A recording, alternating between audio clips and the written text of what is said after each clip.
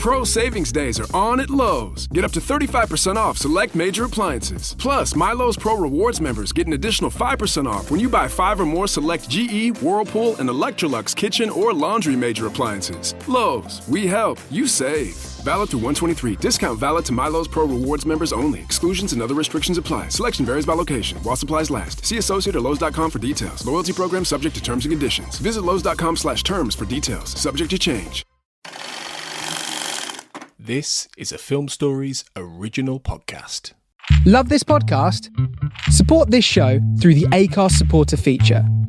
It's up to you how much you give, and there's no regular commitment. Just hit the link in the show description to support now. Explaining football to the friend who's just there for the nachos? Hard. Tailgating from home like a pro with snacks and drinks everyone will love? An easy win. And with Instacart helping deliver the snack time MVPs to your door, you're ready for the game in as fast as 30 minutes. So you never miss a play or lose your seat on the couch or have to go head-to-head for the last chicken wing. Shop Game Day Faves on Instacart and enjoy $0 delivery fees on your first 3 grocery orders. Offer valid for a limited time. Other fees and terms apply. Ryan Reynolds here for, I guess, my 100th Mint commercial. No, don't. I mean, honestly, when I started this, I thought I only have to do like 4 of these. I mean, it's unlimited premium wireless for $15 a month. How are there still people paying 2 or 3 times that much? I'm sorry, I shouldn't be victim blaming here. Give it a try at mintmobile.com/switch. Whenever you're ready. $45 upfront payment equivalent to $15 per month. New customers on first 3-month plan only. Taxes and fees extra. Speed slower above 40 gigabytes. See details. It took a lifetime to find the person you want to marry. Finding the perfect engagement ring is a lot easier. At BlueNile.com, you can find or design the ring you've always dreamed of with help from Blue Nile's jewelry experts who are on hand 24/7 to answer questions, and the ease and convenience of shopping online. For a limited time, get $50 off your purchase of $500 or more with code LISTEN at BlueNile.com. That's $50 off with code LISTEN at BlueNile.com.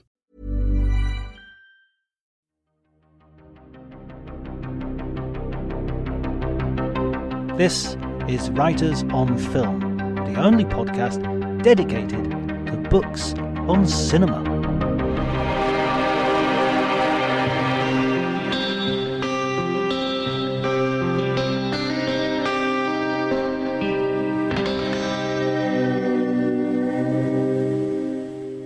Hello and welcome to Writers on Film. My name is John Bleasdale. I'm a writer and film critic, and today I'm going to be talking to Dario Llinares, who is himself a film critic, academic and podcaster. He, along with Neil Fox, has been the host of the Cinematologists podcast, and he is currently editing and contributing to a book which studies podcasting and film specifically. It's a wide-ranging conversation. We talk about a lot of different things, and it's possibly the most meta conversation we've had yet, because we talk so much about podcasts and cinema and the interaction between the two, and also film culture in the age of social media. Really sort of kind of quite knotty, spicy, and a word I hate, as you will know, problematic issues. So if you like the episode, please remember to like, subscribe, share as far and wide as possible. I rely on you very much to get these episodes out to as wide a listening audience as possible. But before you do any of that, let's just enjoy the conversation.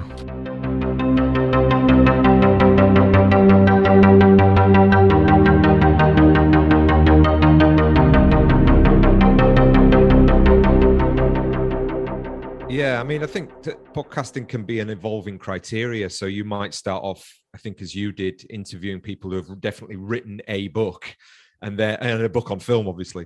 But then, if that becomes more and more, if it becomes more and more harder to get people who have literally just released something and they want to talk about it kind of fresh, then opening the criteria to people who've written an article, or just people want to talk about the idea of writing, you can expand that as much as you want, I suppose, over time.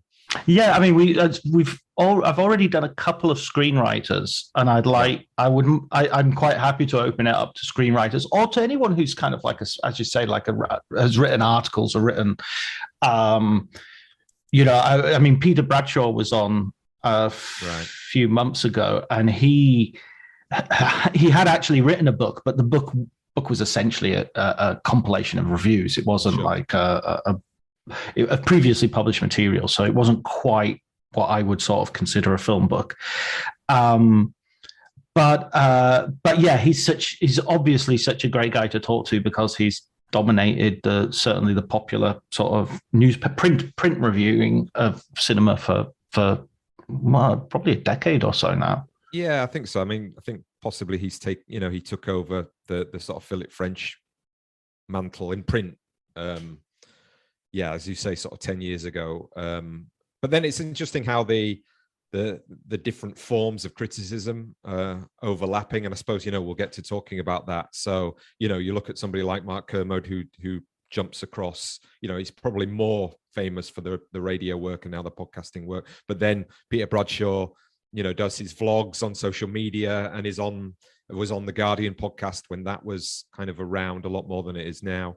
So this idea, again, possibly what we're going to talk about today, of what is film writing, is now almost a sort of existential question, if you want to get philosophical about it, Because, we do, definitely. Let's get philosophical. Indeed. Yeah. So it's an interesting thought to think about these ideas of where do we engage in criticism, and how does the form itself inform what criticism actually is.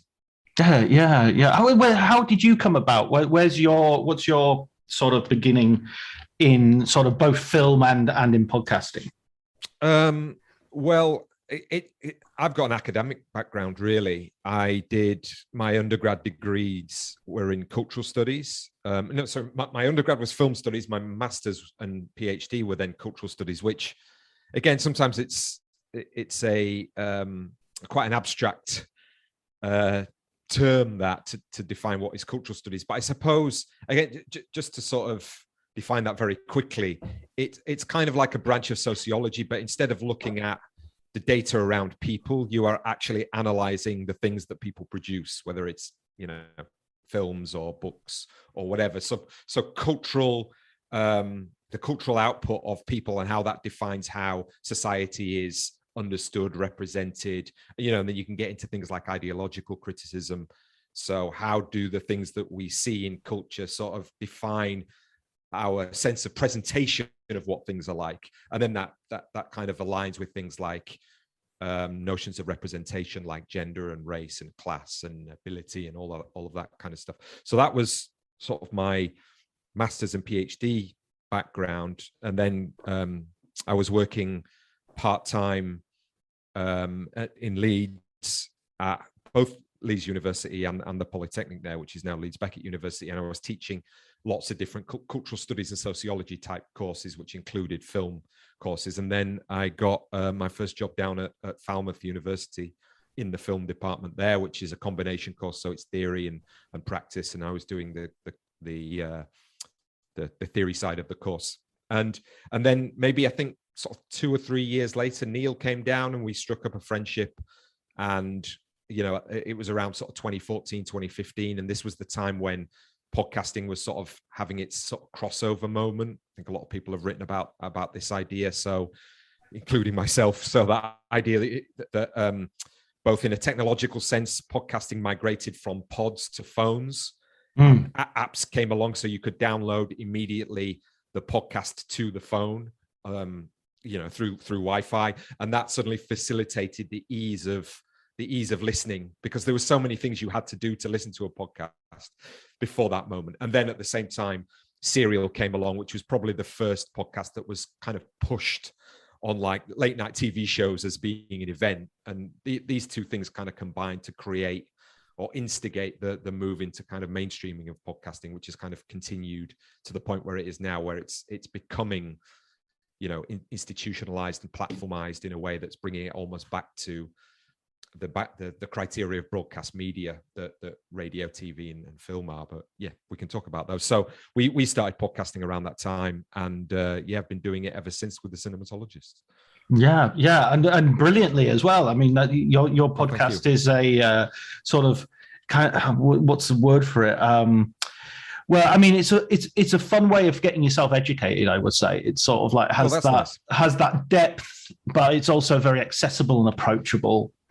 Yeah. I mean, it's something that we do aim for. I mean, we had a lot of influences from different podcasts, some that were kind of like what I'd call borrowing from the radio magazine format. So, you have your box office top 10 and then your special guest and then movie reviews. And that was already out there. And then there were other forms of podcasts that were kind of aping the live Q&A. So they would be recorded live and, the Q&A would just be recorded. And then obviously we've got our history of teaching in seminars, the seminar situation as a kind of, if you think of the kind of ancient Greek echoes of that, where you're all sitting around sort of musing on what things mean and this kind of thing. And then, obviously there are pleasures of cinematic engagement related to things like the pre-film anticipation and then the post-film chat. And all of these things kind of, I think, feed into the idea of what podcasts can do. And we were trying to bring all of those things, depending on the episode, because we do change formats. I mean, it's quite different, I think, to like a podcast like this one, which has got a very clear theme and a clear intent when it comes to, I'm going to interview people who've written a book. So that's quite straightforward, which is great, and I think that it feeds that idea of podcasting being aimed at niche audiences. But we, from the beginning, have always been quite eclectic and ready to change formats and change subjects. I mean, again, at the beginning of a season, we have no idea what we're going to cover half the time. But I think, people sort of, oh, they're doing that this week, or oh, that's interesting. And sometimes it can be quite popular stuff, and other times it can be, very unusual or unknown films or filmmakers that we might cover. And that seems to have worked for us. I mean, again, people have told us this is sort of anecdotal, but I've said that we are kind of unique in the film podcast space in that sense. Yeah, I mean, I think I remember the podcasts I would listen to at the very beginning would be things like, well, I listened to the Slash Filmcast, which was an extremely I think definitely had that sort of mates in a pub feel of a very casual conversation and not particularly sort of rigorous intellectually in terms of, the guys were fans, but and I think I don't think they would in any way sort of be offended by that.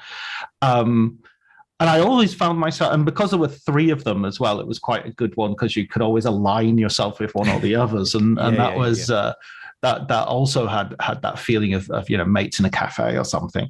Gotcha. And then the Q&A one that you mentioned, there was a guy who did a screenwriting podcast where he very much concentrated. Jeff Goldsmith, I want to say. Okay, no, I know the name. Yeah, and he was big Hollywood guy. He had his own script writing magazine. Script Notes. It could be Script Notes that possibly I can't remember. Anyway. He might well, because this was many years ago, so he might well have changed format since I was listening to him. But I just remember he would basically always try to get script writers, usually around about release day, and so he would be and often at screenings, often it would be a Q&A that had been organized in Los Angeles. So it was so that was always good. And then the other one was, and again, this is right at the very beginning, was Film Weekly, which was the Guardian with Jason Solomons. Sure, yeah, I remember that one. And I thought the Guardian were absolutely bonkers in discontinuing that, because it was absolutely my go-to sort of weekly program. Yeah. I mean, I've listened to Commode and Simon Mayo, but and they're great, they're fine, nothing wrong with them, but they are very much, and now the traffic, they're very much catering to that audience, and so there's a limit to how kind of highbrow or lowbrow you can be. You have to be very middlebrow. Yeah, I mean, they've been extremely successful and extremely popular, and I listened to them in maybe earlier on in their incarnation, the first sort of 10 years, because what was really interesting about them, again, I think their formative for podcasting, particularly in the UK, not necessarily just because of the content, but because they were the first show that I can remember where it was like, it's on a Friday afternoon. I think it used to be Thursday, and then it changed to a Friday afternoon, 2 till 4, and I couldn't listen because I was working. But then they were remediated. So this is what one of the elements of podcasting, what it does, it allows radio shows to become remediated, and you could listen to them later on. And then obviously, we take that for granted now, but the idea that you would listen to something not at the appointed time is actually still quite a new phenomenon. You know what I mean? And it's led us into this era where we curate our content as much as anything else. So it's a labor that's involved in defining what we want to listen to, and we have to find ways, and lots of people have different ways of doing that. Still the most important one, I think, in podcasting is recommendations. But now with the development of apps and different types of listening apps, there is this sort of move to solve what's known as the discoverability problem in podcasting, and that's been exacerbated by the fact that you have the gatekeeping that takes place with big tech companies buying up talent. So you think about Spotify now, and previous to that, the different individual media companies. I mean, Luminary was this first company that wanted to be the Netflix of podcasting. So there's this kind of like move back to a sort of channel structure when it comes to podcasting, when originally it was just like a free-for-all. Even Apple, the interesting thing about Apple was they didn't produce anything, and they weren't interested in that. But with iTunes, it became the conduit through which podcasting kind of emerged as this independent medium. So it was really weird that you had this huge corporate entity that weren't actually interested in monetizing the content at all. All they're interested is selling the hardware. So that allowed, in a really weird way, a sort of arena for independent and experimental work in sound that they weren't touching. They weren't trying to monetize. Just like, yeah, put your work up there. But suddenly now we've got to the point where it's going back to a much more sort of channel broadcast focused kind of approach when you think of the money that's going into it from big companies. Do you think, there's an element of,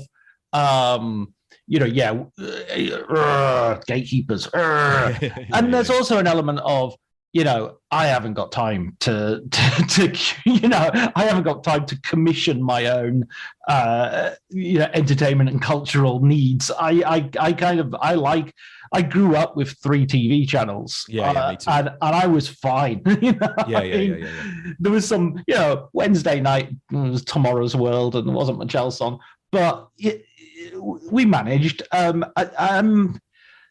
I know that's more problematic when it comes to things, as you say, like diversity and representation, which you mentioned at the beginning. But kind of, don't we need gatekeepers? Don't we need? Isn't the argument not against gatekeepers per se, but who the gatekeepers are and what the criteria they use? Yeah, it is. But gatekeepers are always going to come from a specific ideological position. So if it's for example, if it's the BBC, you can say that they've over their history have done, I don't know how to say, because it is, you can criticize it. They've done a good job of trying to embody that Reithian kind of approach, they entertain, educate, inform type idea.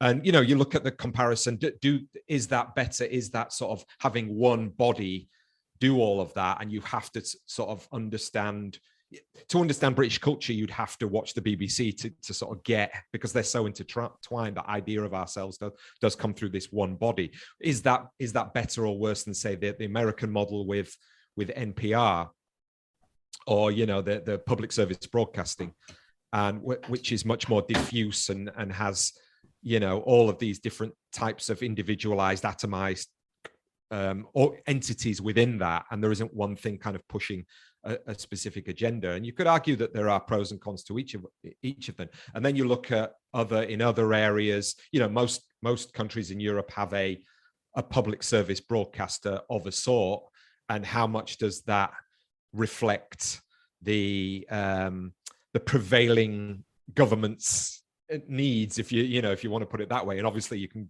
push that to the far end when you get to propaganda and authoritarian regimes controlling the media. So gatekeeping is always an issue. And you also have the problem of now, especially in the internet era, where we tend to see that there is this atomization, this is fracturing of where we get our content from, that if there is no gatekeeping, it's kind of like out of control, the notion of where content comes from and where it goes to. And just the fact that the internet is open source and was designed that way has led to the problems of things like privacy that we've got now, and the issues with the sort of neo-feudalism in terms of the thing that garners the most listens or the most people are attracted to most is controversy, essentially. So because there isn't that filtering process that you're talking about when it comes to gatekeeping, so there is pros and cons around that. And we could talk about things like canonization as well, which is a key thing. I've just filled in my Sight and Sound top 10 poll, and again, they're trying to diversify that out, but again, that is a process of kind of gatekeeping or setting a canon of what they considered to be the greatest movies of all time, which is an interesting process to go through. I think it's going to be very controversial when they bring that out. I think it's going to be this time round. You mean? Yeah. Because I think it's going to be really, really different from. I think it will be the last year, just because of the number of people. They've lowered the bar so much that I was involved as well. How ridiculous can you be? And when I was, that's really interesting.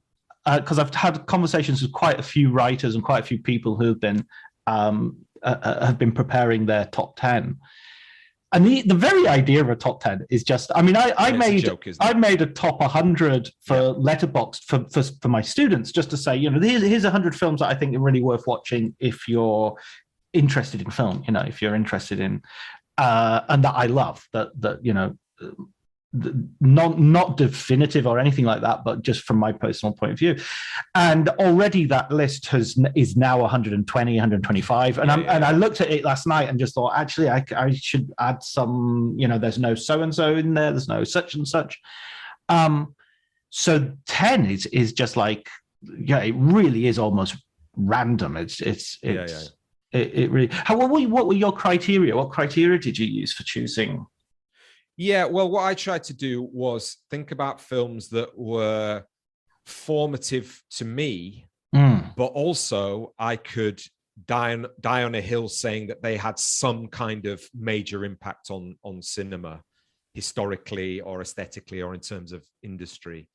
I'm not going to ask you for your 10 films, because that would obviously be. But which film do you feel you will most likely have to die on that hill? Which was the one that you chose and you thought, this one is going to be a tough argue. I mean, I can do it, but it's going to be a tough. Yeah, that's a tricky one. I can give you mine, by the way. Go on. You go first. Let me. Okay. So this is where my bias came in, or where my criteria sort of shifted a little bit, because I was really intent on not trying to show off my film knowledge. And if I have one weakness as a critic or a viewer, or one attribute that could be perceived as a weakness, is that I tend to just like a heck of a lot of stuff. And if you ask me what's my favorite film, it would generally hover around Casablanca or 2001 or but not like, oh, that's a surprise. It's like, well, that's a lot of people's favorite films. So I decided I would try to lean towards recent films, even though I have, my favorite films are usually 1930s or before, but I would try to lean towards more recent films. So this is a long-winded answer, but I was thinking of Lawrence of Arabia as one of my top 10. And then I thought, well, what's a more recent film which is in the similar sort of boys' adventure epic scale, grandeur, historical period piece sort of thing. And I thought, well, Master and Commander would be the film that I would. And one of the other things I wanted was a film that if somebody said, "Do you want to watch this right now?" I would say yes, without hesitation. Yeah. And there's only one exception to that in my list, but which is Showa. So just to be completely frank, I've got an equivalent of Showa. It's not Showa, but I've got an equivalent of that in my list. Which people will be like, "Oh, right, okay." So Master and Commander is the one that I thought, this is the one that people go, "Well, you're not taking this seriously." Right, I see what you mean. Yeah. I don't think there's one in my list that I would say is, what people could say, "Oh, well, that's just frivolous." Do you know what I mean? Yeah. Which I don't think. Master and Commander was great. I mean, I actually watched that on a plane, and it was the perfect environment because with the turbulence, and it was like a physical experience watching it. So it was great. But yeah, I suppose there's a couple of answers to that. I mean, I'll give one of my films is Holy Motors, which is the Leos Carax movie from is it 2008? I think now it's just gone out of my head when he made that. But I suppose that no, it's about 2012, I think. I can't recent. Remember suddenly off the top of my head. No, it's fine. It's a film that I watched at a festival. I've never even seen a Carax movie before, and it was just kind of like, oh, this looks really weird and interesting. I went in and just kind of blew my mind in a way that I couldn't focus on anything. Everything else that I saw at that festival was just crap. I thought in comparison, just because it just did so much. And I suppose, though, that you could say here is somebody who is using a lot of surrealist and abstract kind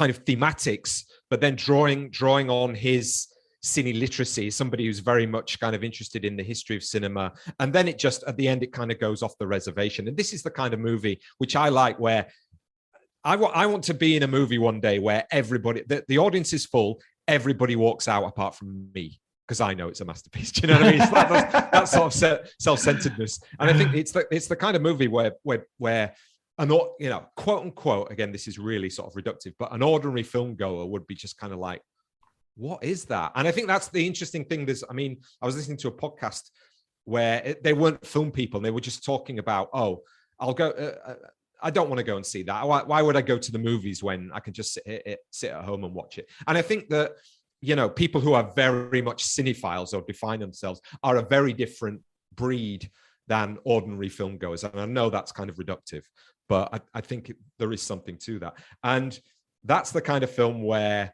an ordinary film goer a lot of the time would be like, this is just insanity. Do you know what I mean? And, and I think you could sell, like, say, for example, very close to my top 10, but not in it was Jaws, because I think Jaws is a seminal film for various reasons, on various criteria. You can talk about industry, even before Star Wars, it was the blockbuster summer movie. It kind of designed that, it's a film that took a lot of classical Hollywood aesthetic ideas and structural ideas, and then add into that the sort of Hitchcock element of it, and sort of announce this idea that here was a return to these sort of fundamental old Hollywood notions of storytelling that were being projected onto contemporary filmmaking back in the 70s, after the era of New Hollywood. So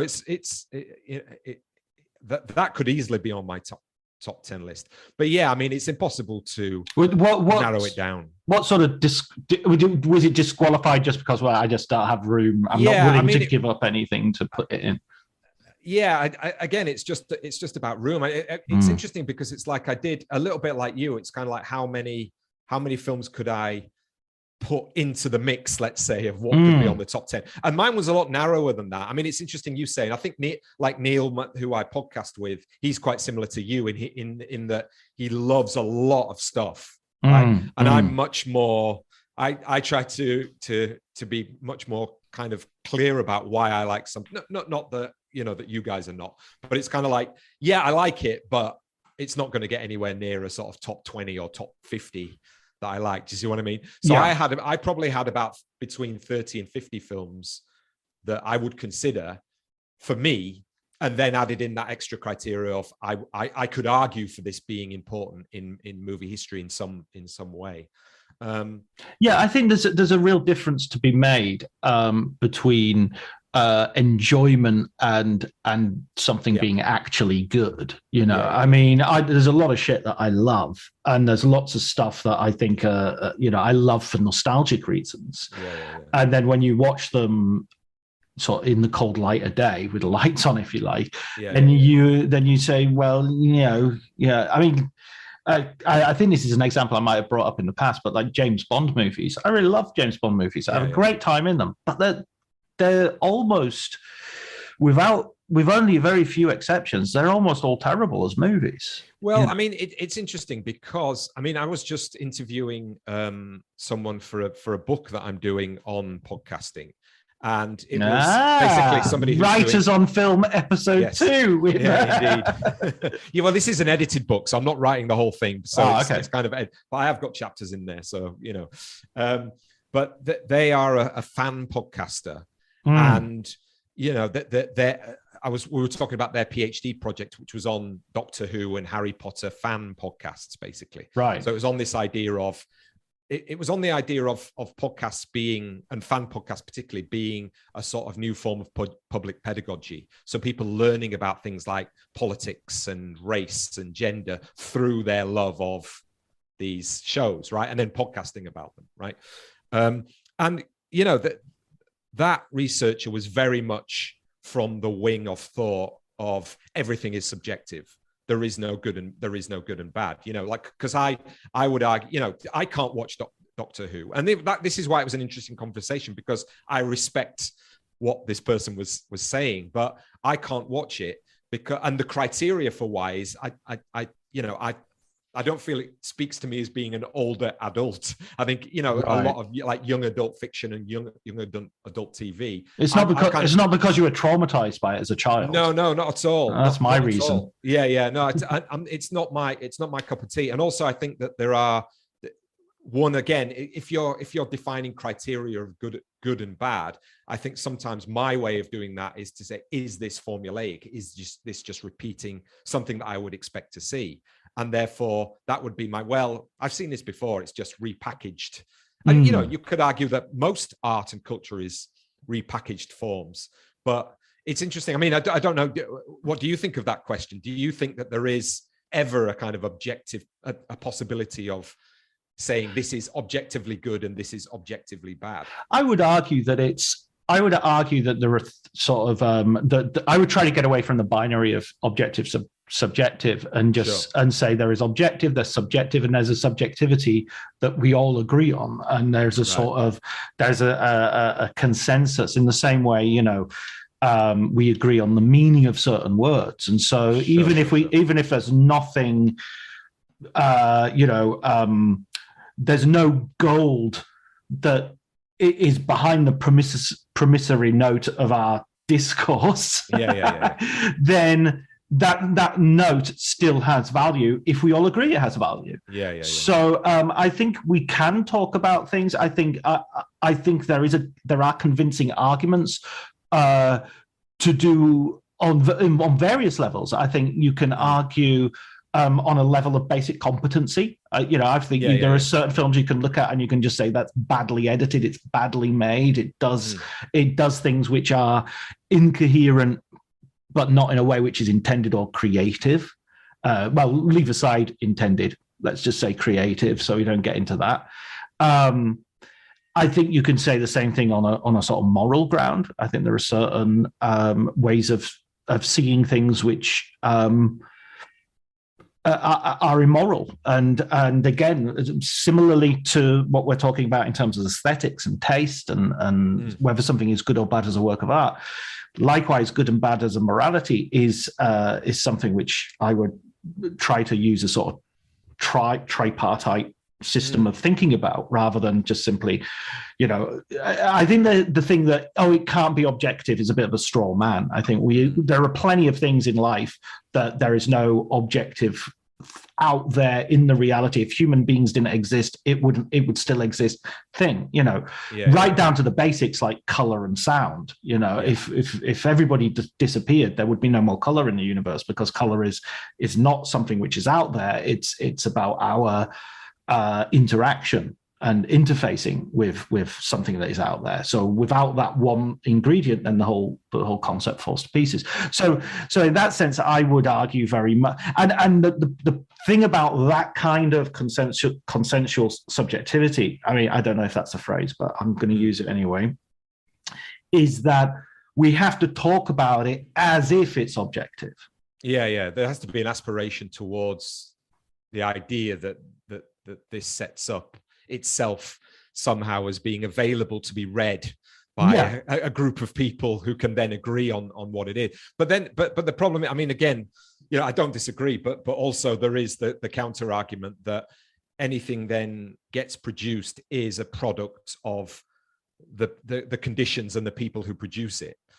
So therefore, anything that becomes available to be read is only available to be read within the context of the society or the time that it is. So like, say, for example, just as a quick example, I know that was a bit sort of abstract what I said there, but the idea that, at some point jazz was considered a lowbrow form of art, and now it's super highbrow, or opera is the same, and you get this idea of films that come out and then later on they're reappraised in different contexts. So that adds to that idea of it just depends on the context in which they emerge, and then the context in which they evolve into. And also as I've sort of said there, the sense in which whenever something comes out, it's emerging out of a context of people who can make those things. So, the critique of a lot of the canon is that it's very white and very male and very straight. And those are the stories and that's the issue with the Sight and Sound poll. So whenever then you're trying to set up what your consensus of subjectivity is, as you said, you're always beholden to that sense of, but there's only a certain group of people who are allowed to have that conversation of subjectivity, in the past. So it's that it's always going to be a difficult thing, I think. Yeah, I would counter that by saying that the influence of sort of, it's the old Marx idea of the ruling ideas of any epoch of the ideas of the ruling class. And so it doesn't have to even be the government, it can be elites, it can be whatever. That's kind of true, but it's also kind of countered by Marx himself, with his sort of looking at coming from Hegel and the idea that everything has within itself its antithesis. So, capitalism creates the very instability which will destroy it, or transform it. It's doing pretty well at the instability bit, not very well at the revolution at the moment. It has to be said. So I would argue that it's just much more complex than the monolithic. So going back to something like the BBC. Yes, the BBC might have these. The DG might have a certain set of affiliations. The people around him might all be educated by Oxbridge. We have. I love someone like Marina Hyde in The Guardian and her critiques, but she's absolutely establishment, Yeah, of course. She used to write for The Sun, for crying out loud. So you have these, this as you say, sort of establishment, or you have this ruling ideology. But having said that, once you get on the field, once you get on into the mud of actually talking about it, arguing about it, then it is incredibly exciting and invigorating about how people get listened to because of the originality of thought, and because of they have new ideas, and because they have and in its attempt not to be propaganda, not to be purely a mouthpiece for the powers that be, then there is plenty of room, maybe not enough, maybe we've always got to be fighting to get more, but there is room for really original, interesting, oppositional, critical voices to come out. I would argue that the idea that jazz or opera is it's elitist is a very superficial. I don't mean I just mean even that idea is really, really superficial, and you only need to investigate it slightly for that to break out. And I'm coming from a working class background, and I love jazz and I love classical music, and I always have done. So it took me 5 minutes of listening to Louis Armstrong and Duke Ellington and John Coltrane and then that going off for me to go, oh, this is for me. This isn't elitist at all. And the same thing with Puccini and Verdi and opera. So I would argue that all those arguments I've sort of gone with my I've heard, and I to some degree think there is validity in them, but I think they're they have too much of a view of the universe and creativity as systemic. And we're looking at, Marx will say this as well, the infrastructure, the superstructure and all this sort of, and it uses, you can tell who people are by the analogies they use. And they use these analogies which are very inorganic and very, solid. Sorry, go on. I totally agree with that. And I think that, it's half the battle today, in the culture that we're in, being able to look with the kind of pure eyes at the work, you know what I mean? With an acknowledgement of where the work has come from, and how that could make it problematic. It's the ideology versus aesthetics argument. It's the separate the artist from the art argument, which I think what's interesting about what you've just said there, I think that we've moved into a place where it's not kind of like elites or governments telling us what we can't or can't like. It's, like I say, sort of groups of tribes these days, you know what I mean? And again, I don't want to kind of say that it's problematic that we shouldn't reflect on what we see. We definitely should, and say, okay, well, this is problematic for these reasons. But I think, we have to engage with things like, what is the intent? What do you think? When it comes to, assessing whether something is good or not, what is the intention? Is it doing what it sets out to do?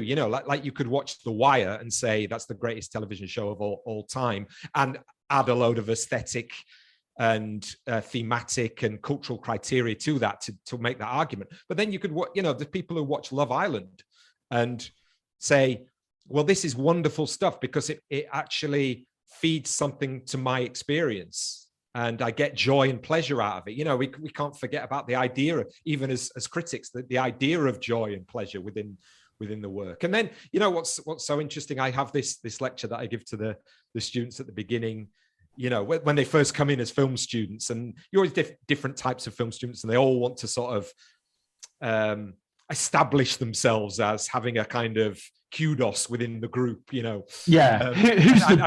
the John Bender of the group, basically. Well, there's that kind of thing, but it's also kind of like whose values in terms of what they like in cinema is preeminent. So I'll put up, you put up a slide and say, okay, which is the better film, 2001: A Space Odyssey or the Hangover Part 2?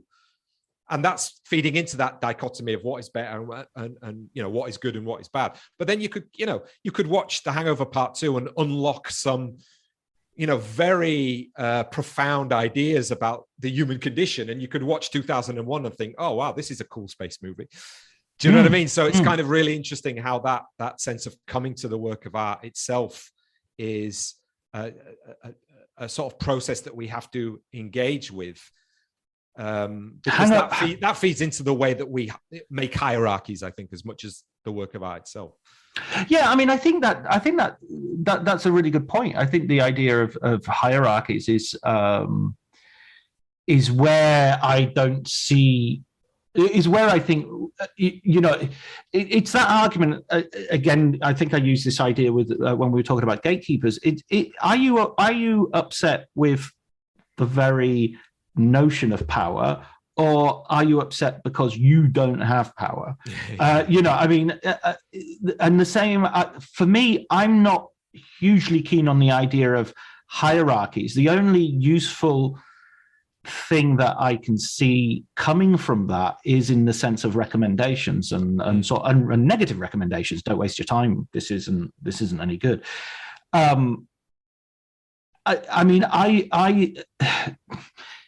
It is really, really interesting, and I think this is something that I feel especially as the old white male straight guy. I'm not, although working class, which obviously gets dropped out of the conversation because that's the last thing anybody wants. Which it to talk shouldn't, because about. I'm the same. It's very important. I think it's extremely important. At the fear of engaging the wrath of the culture, it's possibly more important than other, because when your economic situation really does underpin all of the other kind of identity oppressions that you might experience. For me, again, that's easily countermanded, I think, by somebody who's got a different experience. But you have to admit that if you're black, if you're rich and black, you'll have a different experience than if you're poor and black. So yep. I think those things have to be taken into account when you consider the idea of where people's positions are. Well, you only have to look at the upper echelons of the Tory party to see that there's absolutely no contradiction in being a person of color or gay or a woman, and having and being an elite position in society. Precisely. Yeah. But we digress. Or do we? I don't know. I'm not sure. But yeah, I'm kind of more interested in a conversation in which I'm enthused about stuff, but I recognize that my enthusiasms are not necessarily relatable to a lot of people, so are not necessarily based on shared criteria. And going back to also what you said earlier about people, the difference between, say, cinephile audiences and more general audiences, if you like, I'm really interested in how I think there's a real validity in. I overheard a conversation recently where someone said, why would I do that? Why would I read that book? It's depressing, And I just thought, yeah, that's absolutely valid, absolutely. And I love horror movies, but I know people, including critics, who don't like horror movies, not because of any snobbery, but because they dislike being frightened. And that's there are movies which are disgusting, like what's the name of the Italian guy who's always disgusting? Fulci. Right. His films aren't just scary. There are moments of real. Pasolini, obviously, with Salò. I can understand someone saying, "Look, I just don't want to watch something that's going to actually even potentially make me physically sick." Sure. I don't know where we put that in the critical conversation necessarily, but I think those things are valid to say. They don't necessarily, Yeah, I think that the issue for me is those things have a right to exist, right? Even if I don't like them, and I think that we're in danger, both, ironically, from the right and parts of the left. I think where there is this sense of this doesn't conform to a certain ideological way of thinking, and therefore it shouldn't exist. Not, I disagree with it, and here's why. But you have the right to say it. Again, it's such a minefield now because, of course, we're in this era where a lot of stuff is put out there intentionally to misrepresent, to lie. And I think now we're getting honest. Ryan Reynolds here from Mint Mobile. With the price of just about everything going up during inflation, we thought we'd bring our prices down. So to help us, we brought in a reverse auctioneer, which is apparently a thing. Mint Mobile Unlimited Premium Wireless. How to get 30, 30, bit to get 30, bit to get 20, 20, 20, bit to get 20, 20, bit to get 15, 15, 15, 15, just $15 a month? Sold! Give it a try at mintmobile.com/switch. $45 upfront payment equivalent to $15 per month. New customers on first 3-month plan only. Taxes and fees extra. Speed slower above 40 gigabytes. See detail. This episode is brought to you by Progressive Insurance. Do you ever find yourself playing the budgeting game? Well, with the Name Your Price tool from Progressive, you can find options that fit your budget and potentially lower your bills. Try it at progressive.com. Progressive Casualty Insurance Company and Affiliates. Price and coverage match limited by state law. Not available in all states.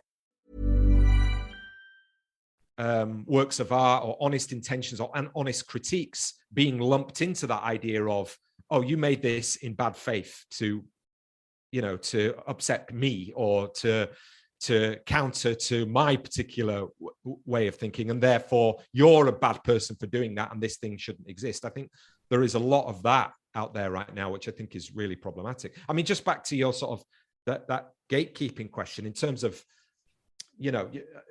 your podcasting and ours, that I think that we share that attitude. And what's interesting, like say, for example, on the one hand, I don't think you could say that us on the Cinematologists are gatekeepers in the fact that we don't have a big house to have a gate in front of. We're not the BBC, so they are gatekeepers in that sense. But however, as you said there, we're similar in the sense that there is an expectation of a certain type of understanding, or at least an openness to engage with it, right? And if you're if you're just after fun banter for half an hour about the latest Marvel movie, you're just not going to get that. And that's our, perhaps, you could call it elitism, but I don't see elitism in a bad way, but it's just a sort of sense of, we want to have a conversation in a certain type of way, and we want to engage in culture and certain aspects of culture in a certain type of way. And that's what it is. And it's not negating, the fan podcasts of Star Wars or whatever. That's totally cool. You know what I mean? And it's not even saying that where you should come to us for the real knowledge and go over there for your fun. You know what I mean? It's kind of like a sense of, these are cultural approaches to the world. And those people who make those podcasts, they engage in culture and have political opinions, which are valid, and all of those kinds of things. And they see that through that particular type of lens. And you could say that, watching French art house movies is as much a kind of fan process as watching the latest Marvel movie. It's just a kind of what floats, what for whatever reason it is, ineffable reason, floats your particular boat. Absolutely. I feel that there is a sort of film broization of art house, to tell you the truth. I think there is I find it so. There's I don't mean to knock anybody else's enthusiasm, by all means do, but there's a recent trait of, there's a Girls on Tees thing about people wearing t-shirts with Claire Denis written on them or something like that, and I kind of find that sort of daft.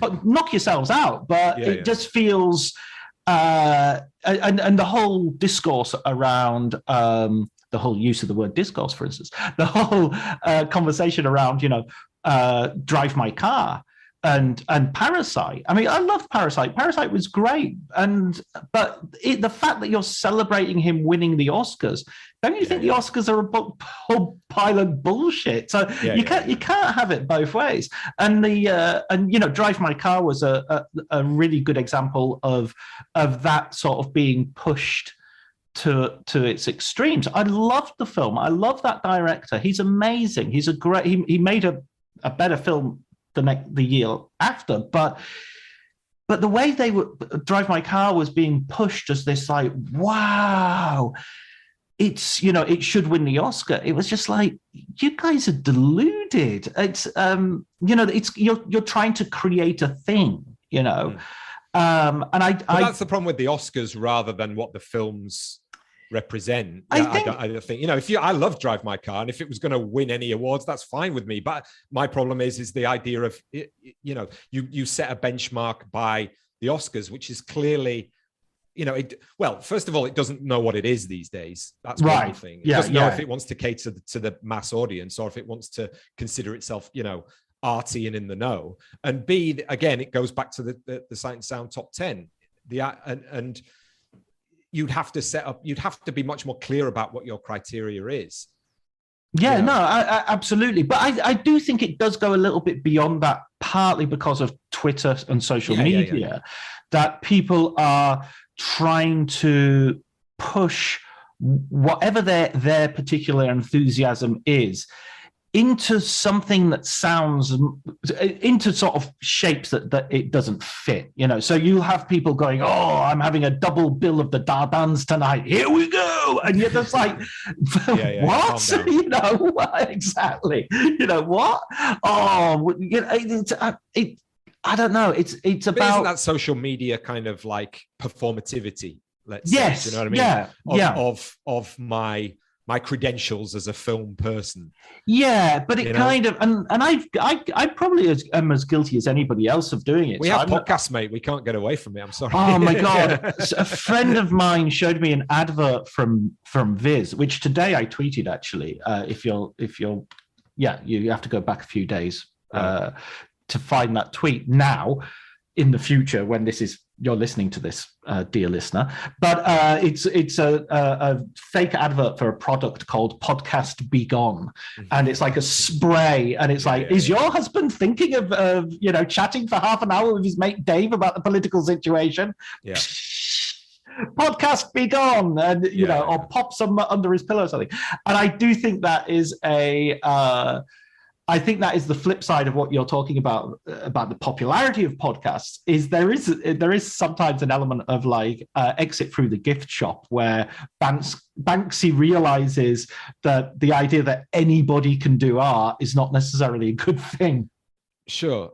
And what's interesting is that we're, if people have ever listened to our show, we do reflect on what we're doing a lot. It's kind of like, is this any good? In fact, and the fact that we're two white guys as well, we work very hard to have a lot of different voices on and not be bantery, because that just doesn't interest us at all. But again, it goes back to that thing of, if someone could, like I saw somebody tweeting once, "Look, I'm never ever going to listen to a podcast with a male voice on it again." And I'm like, okay, that's fine, but you are potentially missing out on hearing something interesting, you know what I mean? And I think, again, that problematic element of deciding I'm not going to engage with something because already there is a criteria around it. I mean, I could say, for example, I'm not a huge fan of horror movies. Right. And it's not for the fear factor. Yes, it is. Yes, it is. Scare the shit. It's just kind of like, what it is I actually do find that ability to suspend your disbelief and that to feed into a sense of your own psyche doesn't kind of work for me. I'm just kind of like, well, it's just somebody, behind the window, and you wouldn't go, don't walk out there on your own. That you wouldn't do that. You know what I mean? That kind of thing. However, I like the use of the horror tropes to undermine and play around with genre, I think is really interesting. I mean, I love A Ghost Story, one of my favorite films of the last 20 years. I went to see Nope the other day, which I thought was really interesting, really imaginative, playing around with generic iconographies and conventions and what have you. But this is what's a little bit and we don't want to go into is political correctness gone mad, but there is a when somebody says I'm not going to listen to a male voice anymore, that's just silly. That's just daft. You're making your own argument. You're becoming a straw person for other people who oppose your ideas for worse reasons. You're giving them a gift. It's wrong from it's just daft. It's just like saying I'm not going to eat. But even more than that, it's undermining the idea of progressive politics. Yeah. You know what I mean? Because at the end of the day, I'm a progressive, and I'd like to consider myself, quote unquote, an ally. Maybe I'm a bad one, right? But I'm still on the side of absolute equality of opportunity for everyone, not necessarily equality of outcome, because I think equality of opportunity is more, it leads to at least hopefully a more a meritocratic art world or educational system or whatever you might say. Now, some people might say that's totally naive, because with thousands of years of oppressions, then you have to debalance it the other way, so to speak. But I think that we should be able to like you sort of articulated there, almost look at what we see out in culture with innocent eyes. And it sounds idealistic and it sounds wishy-washy, but at least to have good faith when we engage with art or engage with somebody else who has a conversation. I think that's one of the big problems is, from both perspectives, from both sort of left and right wing perspectives, why we're in such a polemic situation is that people come to a conversation with expecting bad faith on the other side. Like you are saying something and it's Machiavellian, it's surreptitious. You are just doing that to try and undermine me. And it's like, no, and don't get me wrong, there are people who are out there like that. I mean? For Christ, they're everywhere. That's the problem, but that then that's a brush that is painted to everyone. So every kind of white male straight talker must have this kind of intent behind them. And maybe it's structural, maybe it's systemic, and there are those issues. We have this privilege that other people don't have. But I think, from my perspective and the way that I talk, there is an intention to be, open-minded and to be accepting of everything. And on the podcast and a lot of the conversations we have, we actually say we've got you on because we're learning. Yeah. I think is really important, Yeah, that is definitely, anybody who's listened to more than one episode of this will learn that I am learning from a position of incredible weakness. But I think you're absolutely right when you're talking about as progressives, and I would characterize myself hopefully in that way. What I also probably would characterize myself, I mean, this isn't necessarily an ideological position or anything like that, but I would kind of go anywhere. I would kind of watch anything, Yeah. Same here. I don't see I would read anything. I am promiscuous and amoral at the moment of sort of reception, that I'll open myself up to all sorts of things. I mean, this goes back to sort of, I think this partly goes back to the fact that in the 1970s, I couldn't get stuff. So just the fact that it's accessible now makes me want to do it. The first time I flew, I was 28 years old. So that makes me want to go to every possible place, even some places where I've been, which have terrible human rights records, for instance, which I've received criticism for, and I'm absolutely willing to engage in those arguments as well. So it just makes me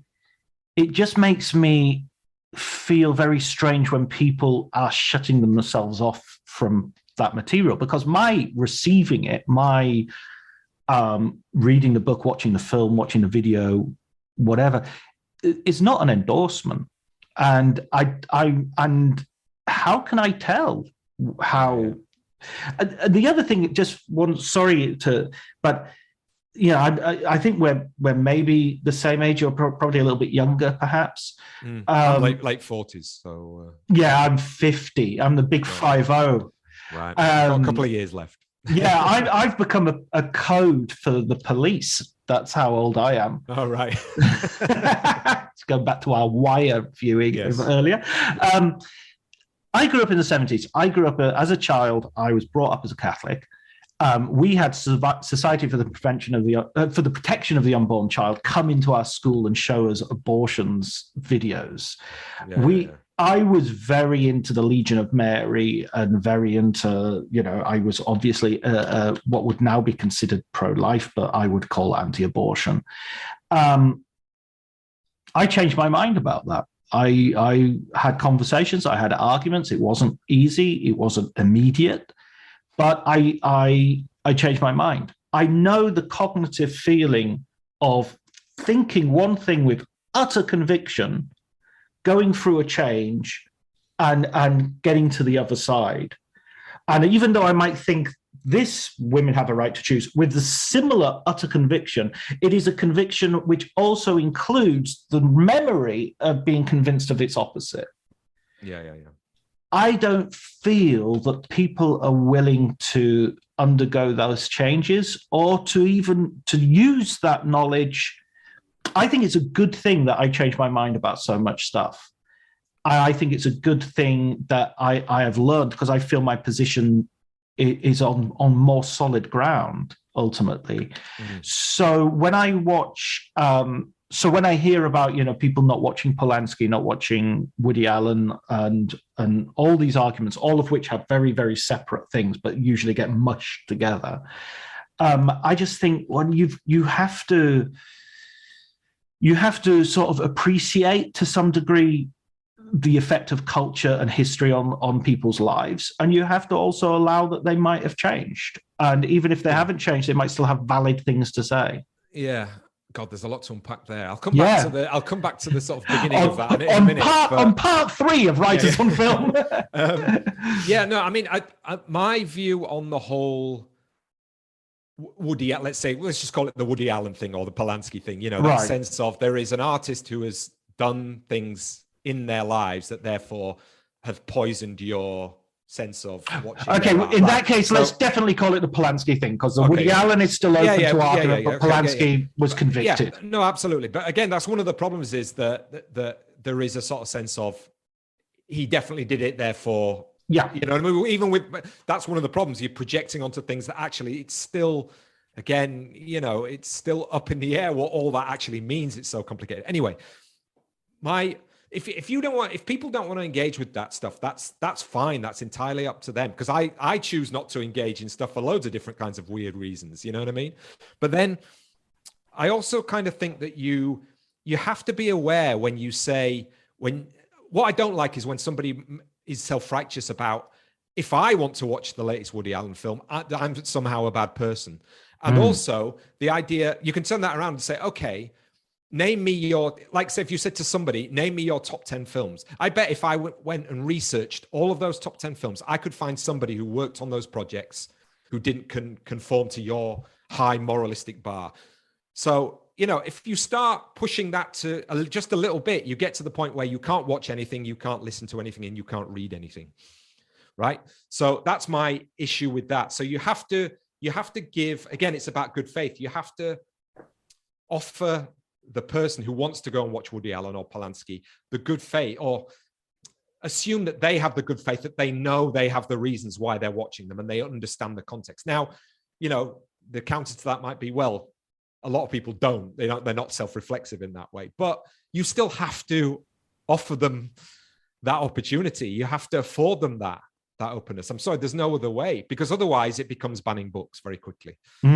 Or burning books very quickly, And just back to the first point there, where you're talking about kind of being raised in a religious background and then, having that opinion of abortion and changing your mind. I think it becomes one of the things I think that is the irony about the internet and the information age, to use that old-fashioned term, is that it has actually led to an embedding of people's embedded positions.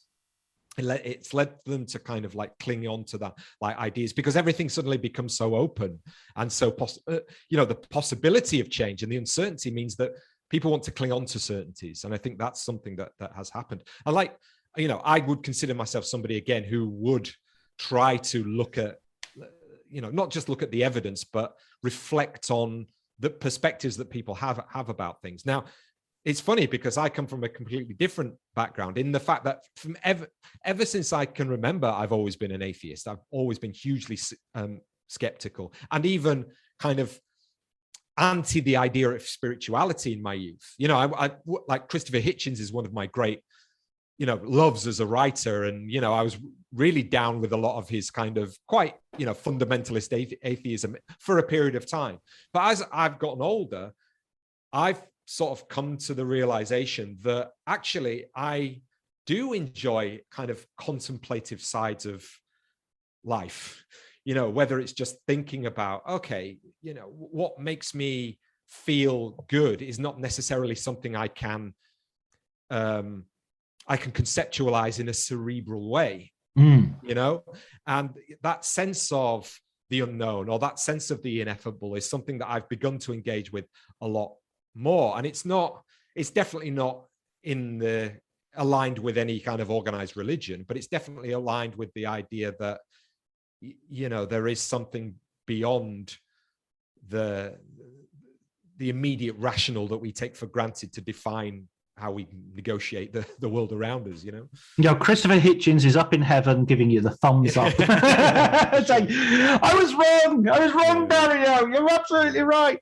No, I mean, that's interesting that you've sort of had a slightly different journey. Although we're probably at exactly the same place now, by the sounds of it.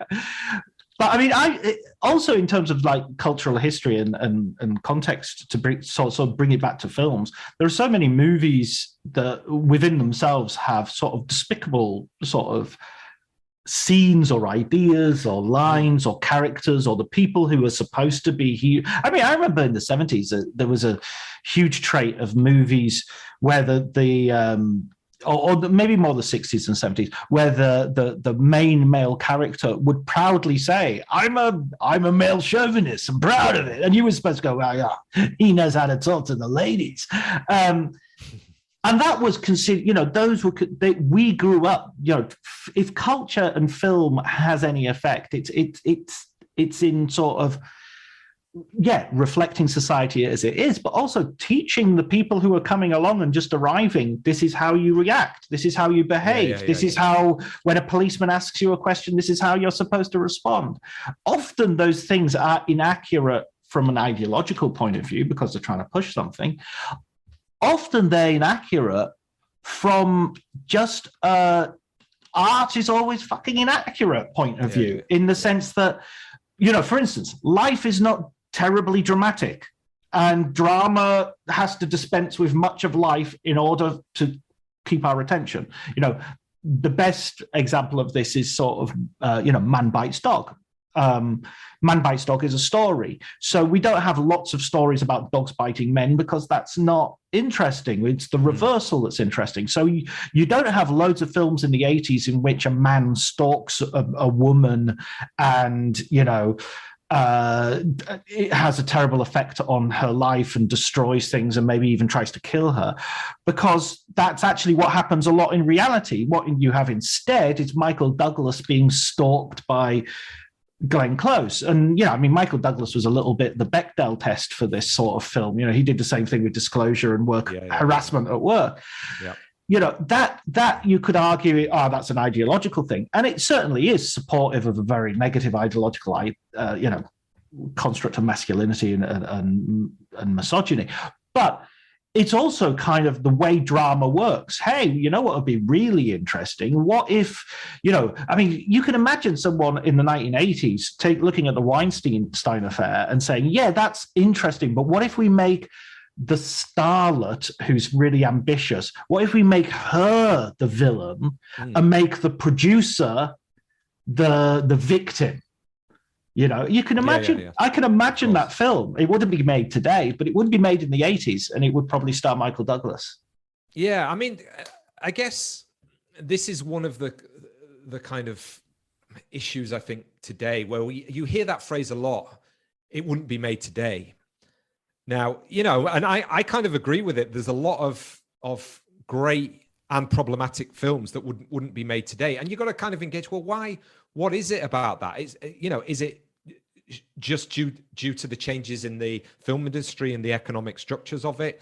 Potentially, I think that's part of it. I think potentially there's an aversion to things that are experimental or outside of formulaic patterns, because directors and executives don't know how to sell that to audiences. So therefore, you could argue, are audiences less, again, it sounds really condescending, but less kind of critically sophisticated, and not even critically, but sophisticated in their ability to enjoy works of art that are outside prescribed formula. Do you know what I mean? Yeah. So recognizing IP. Yeah. And like, my favorite era of cinema is the 70s as well. And it sounds like a cliche. And people will say, and I agree with this, but there was so much shit that was made in the 70s as well. I said, yeah, that's true. But you needed all of that shit to be made for the good stuff to come out. And it was a certain kind of shit. It was shit that didn't have any rules. The problem is today we have shit that is prescribed. You know what I mean? It has to have this, and this. And it has to, link back to other kinds of media that it has to have the Easter eggs in, and it has to remind the audience of something that they saw 20 years ago. You know what I mean? And it has to have these kind of constructions of narrative and exposition so that the audience understands exactly what's going on at all times. So it's kind of like it's like a slurry versus processed shit. And I think the slurry kind of is great because it fertilizes creativity, you know what I mean? And you could say the same thing about podcasting and what's happened to that. There was there, don't get me wrong, there are millions of podcasts out there which are just two people wanging on in a really sort of self-indulgent kind of way. But there are some really that's just rude that you're saying that on my podcast. No, but there is.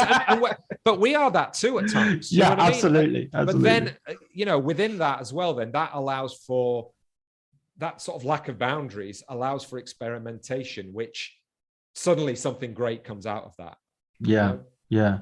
Now, I agree with what you say about the cinema of the 70s. It is, the shit that happens will always have John Cassavetes in a small role popping up, and you're like, whoa! And it also, there is the nostalgia of just looking at filmed objects from the 1970s, people picking up phones and sort of, going to, those Dynomats. Do you remember those?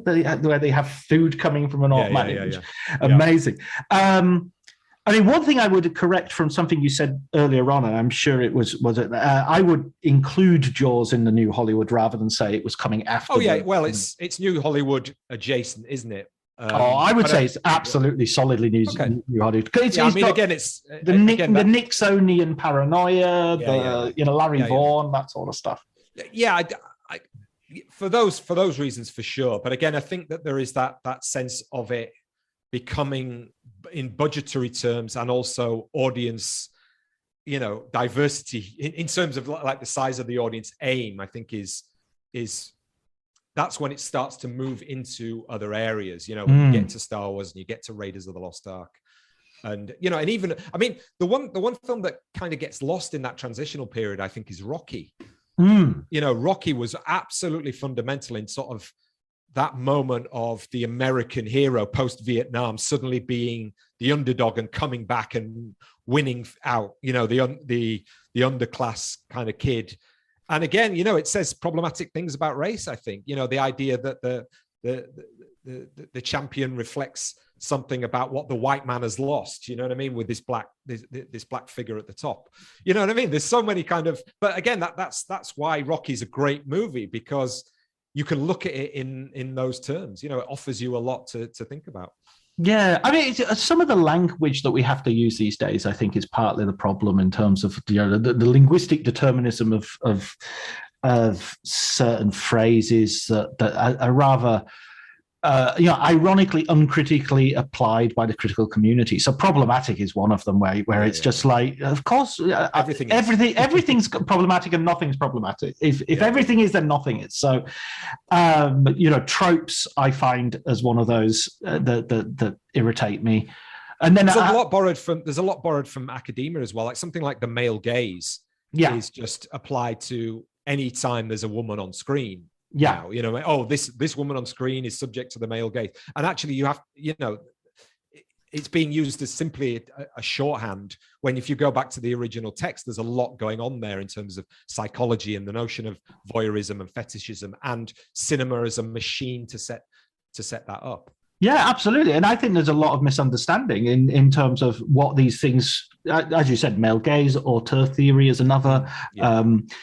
Recently, I was talking to the author of The Method, Isaac Feldberg, I want to say. Anyway, right. I'll correct it in the show notes. But anyway, the author of The Method, I had a great interview with him. And his book is all about how everybody thinks the method is this, and it just isn't. It's just that's not the method. Yeah, Daniel Day-Lewis is doing research. He's not doing the method. That's I was listened in on a Q&A with Mads Mikkelsen, and he was asked exactly this question, and he went, no, Daniel Day-Lewis is researching, and that's up to him, but it's not the method. The method is something else. The method is specifically about sense memory and so I think there's that misunderstanding also. When you have a lexicon, there's always a danger that those words become ossified and they're no longer flexible enough to accurately, describe what's going on in something which is so organic and so, I think you can talk about it. I'm not saying you can't talk about it or you can't theorize about it or you can't extrapolate. You can, of course you can, but it's the minute that you start to really lay down categories and taxonomies as if they are they will never change in time. No. And, I think a lot of it as well in the last 10 or 15 years is the fact that there is a limitless amount of digital space to fill. Yeah. It's last time I was at Berlin. I mean, we're really lucky on the podcast that, I mean, it's not even luck. It's just the way that we're set up, that we have full-time jobs, and the podcast is a kind of adjacent to our academic interests, but it's also something we love to do. And when we go to Berlin, we're not under there's no editor telling us, you need to watch this film, and write 500 words on. And there's so many like young critics who are out there on their own dime, trying to write, very quick 500-word pieces, which, great, fine. If you love to do that, you want to be a film critic, go out and do that. But I was kind of amazed when I was looking at the press screening. I was in the press screenings and thinking, my God, how many of these people are actually going to be able to sustain themselves through writing these, 20, 500-word reviews of Berlin for 50 quid each or whatever. And 50 quid? Well, I don't know. God knows how much they're getting paid. Some are not getting paid anything. I would argue the vast majority are not getting paid anything. Yeah, right. Okay. Of that particular, if you're talking about that age bracket more than anything. Yeah. No. So there is a diversity of different types of critics that are there. Some are unpaid, writing for internet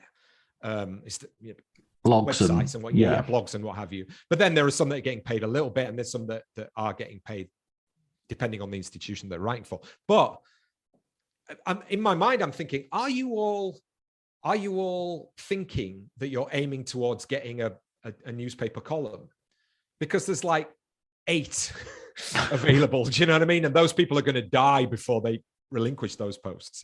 And it's kind of like, I think to myself, where is film criticism going within that context? And, I have these pretensions sometimes where it's just like, oh, do you know what? It'd be love to quit my academic job and just podcast and just write. And it's just like, and then I think about it for 2 seconds and I'm like, no, that's not going to happen, because it's just it's impossible, Yeah, no, I mean, I think it's nice to keep your feet in 2 different worlds as well. I mean, sure. I'm teaching at university, and I not so much for the teaching aspect, but for the student aspect. I just like interacting with people who are in their 20s, and there's so many things that if I stayed in my room and didn't come out, I would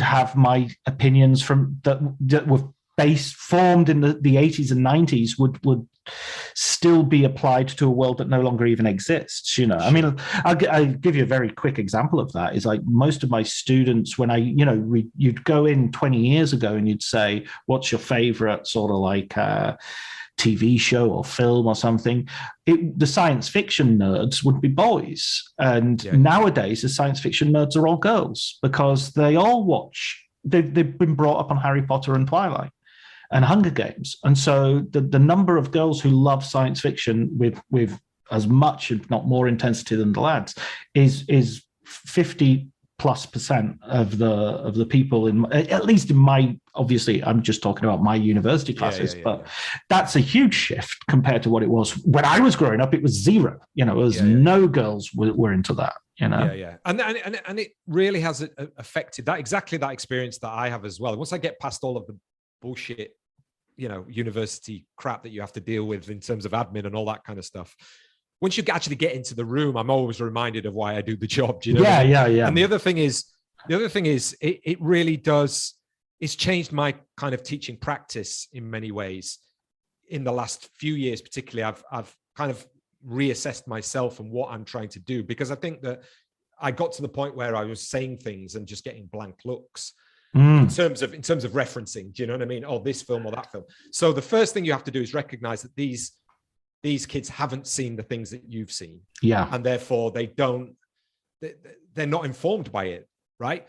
So therefore you have to say, okay, so what are they informed by? And then you have to, admit and appraise that you have to come to them and where they are. And then the other thing is, even if you don't like, they love Marvel movies and they love DC and they love Star Wars and stuff like that. And I I feel like it's not that I don't love them. It's feel like I've grown out of them, honestly. And it sounds, again, sort of condescending, but it's just I'm looking for other things at my age and in my position. But how do you get around that as a teacher? How do you remain a good teacher? What you say is, okay, explain to me why you like that. You know what I mean? And that's the thing. And it's kind of like, is it just about, so they might just say, oh, I just love it. And I feel like this one. And it's okay. So it's about pleasure and it's about a kind of physical experience. And then others will say, well, I see myself in this character. And instead of saying, what, somebody flying around in a spandex uniform, you see yourself in that character. Okay. So why? What is it about that character that you see? And then you can kind of talk about things like, well, this character's kind of explaining their feelings. Have you seen this film where this character has the same feelings, but they don't explain it? It's told visually or it's told sonically. And you can get them, interested in the kind of sophistication of filmmaking from their position of where they are. And I think that's the way in today's culture and the way that the content works, and it's brought to them. Everything's brought to them instantly. So that you have to go to them where they are rather than sort of saying, you don't know anything. Come to where I am, where I know shit. You know, they do know, they know loads of shit, and you just don't know the shit that you know, and they know things in different ways. So that's where education, I think, has to kind of adapt. I think if we take that back to what you were talking about, going to the Berlinale and having your experience of looking and seeing all these sort of 20-somethings or young critics. I had a recent conversation with a friend of mine who we were in Cannes. I'll keep his name out of it, actually, so he doesn't get into trouble for this comment. But we were looking around, and of course, we're slightly older. Well, we're twice the age of a lot of these people. And I was saying, sometimes I find it difficult to engage with these people. They don't seem to be as sort of forthcoming or as, open as I wish they were. No, and it was kind of unusual because usually people, I'm quite good at having conversations with people, despite the evidence. And he said, well, they're intimidated. And I was like, well, what do you mean they're intimidated? They're writing for, big outlets. Why are they intimidated by me? And he said, well, because they haven't seen as many films, they haven't been on the earth long enough. They just haven't, seen the depth of films that you've seen. You've let's face it, we watch 300-400 plus films a year. Well, I mean, probably 500 films a year, maybe. And you've been on the earth watching films for 44 years or 47 years or however long it's been. You've just amassed a body of knowledge that you can draw on, plus books, plus music, plus living through historical time, plus having experiences like the Berlin Wall falling, Mandela being released, South Africa not descending into a bloodbath, but coming out as an operating democracy when nobody predicted that. So this gives a certain depth to your perspective and your outlook, or can do. If you're 23, 24, and yes, you've seen the Dardenne brothers, and yes, you've seen Fassbinder on a box set, and yes, but you just haven't had time to get the amount of stuff that someone has. And you're living in a culture which does not really forgive or allow you to just say, I don't know much about this, Yeah. You have to have confidence to say that as well. Yeah, because otherwise it's like the imposter syndrome. People are sort of like, oh, I got the imposter syndrome. No, you're great. No, we're all fucking imposters. You should have the imposter syndrome. It's a valid psychological reaction to your position in the world and its insecurity. You are an imposter. That's the problem, that we're governed by people who don't have the imposter syndrome. Exactly. Yeah. The worst. Are filled with fiery. The best lack all conviction, the worst are filled with fiery passion, as Yeats said. Or I think he was quoting Shelley, who said it better, because he said the good want power, the powerful goodness want. Yeah. That's a very poetic example of the Dunning-Kruger effect, isn't it? That idea of the less you know, the more certain you are. And that's the imposter syndrome. It's like imposter syndrome is afflicting people who know a fucking lot of stuff, you know. Yeah, it should be a qualification. It's like if you've got the imposter syndrome, it means you're exactly where you ought to be. You know, for sure. Listen, Dario, as you can tell, we could stretch this conversation. Well, we wouldn't even have to stretch it. We've been cramming it, and it could go on for hours and hours. It's been such a pleasure talking to you. But I have to ask you one final question, which I'm sure you are prepared for. Otherwise, you're going to be in trouble with your students next time you demand any homework. What's your recommended film book? Well, I've got one that is in fact, I've got plenty because I've been reading quite a few film books over time. Probably my all-time favorite film academic book is called Camera Politica by Douglas Kellner and Michael Ryan. And I think it's about, if you're into 70s movies, it's great because it kind of covers the 50s to the 70s. And it's basically almost a kind of manual about how to write about film and engage with the social and cultural politics of the time. So I would definitely recommend that for sure. Just in terms of a great read, this summer I read a fictional book called The Diary of a Film by Niven Govindan. And it's basically a fictional tale of a film director who is a kind of European art house auteur. And he's at an Italian festival, which is probably something akin to Venice. And he's releasing his new film. And he's with his two male co-stars. So it's almost kind of like I think the film is sort of like a Call Me By Your Name type movie that this guy's made. But he encounters this woman who is a forgotten writer. And she kind of they walk around. It's all set in the days of leading up to his premiere, right? And she walks around the city with him and reveals her relationship to this artist. And she takes him to this mural that her artist ex-lover, before they got married, painted because he died. And that kind of fueled her entire melancholy and her writing career, which was then subsequently forgotten. And it's really interesting and it goes into kind of like the filmmaking process and the nature of how you define art through life. And it's a beautiful, beautiful book to read when you've got that time on holiday. It was just absolutely the perfect read. So yeah, those probably, I mean, I can give you a list of many, many more, but you know, we've been going on, as you say, for a couple of hours. So those two to start with.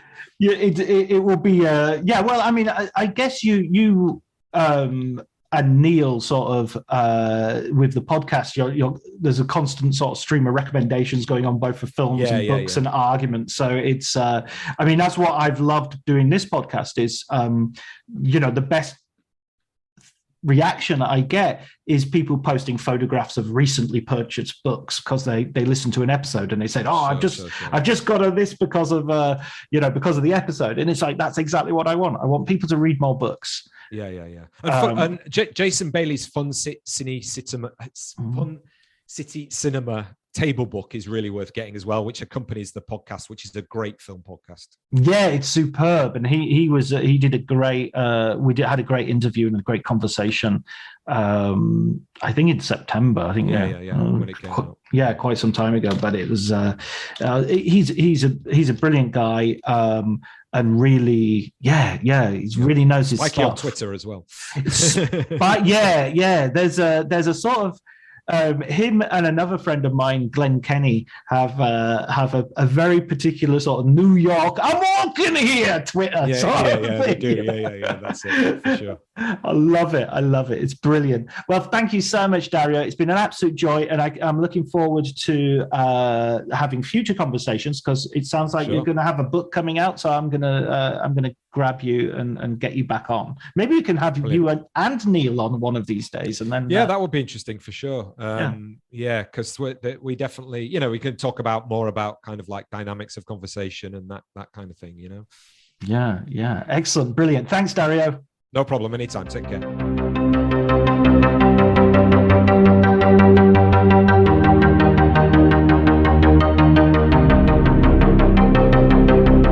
So that was my conversation with Dario.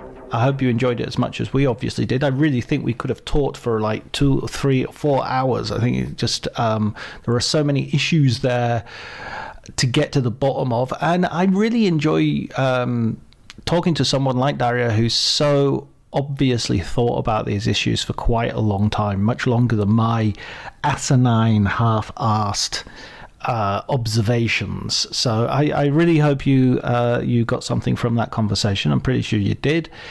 All that remains for me to do is thank Elliot Atkins for the music, and Ali Harwood for the artwork. Over the next couple of weeks, I'm going to be in Venice at the film festival. This has been a heavy summer of festivals.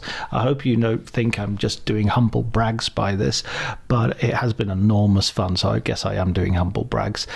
However, I'm hoping to set up at least another 2 episodes so that the podcast will continue a little bit more regularly than it has done already. If I don't, that's my bad, I guess. This is the 70th episode, by the way, so my final thanks has to go to you, the listener. You have been a constant and dedicated presence, and there are more of you than there were at the beginning, which is always a very good sign. Until the next time, take care.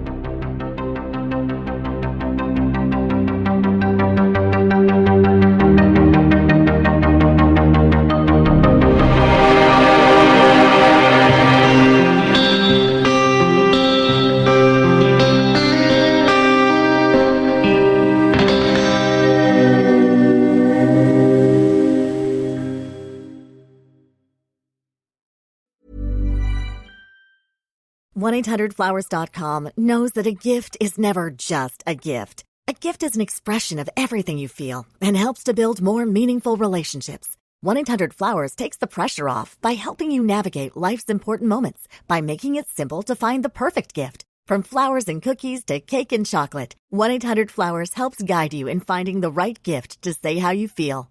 To learn more, visit 1-800-Flowers.com/ACAST. That's 1-800-Flowers.com/ACAST. This episode is brought to you by Progressive Insurance. Do you ever think about switching insurance companies to see if you could save some cash?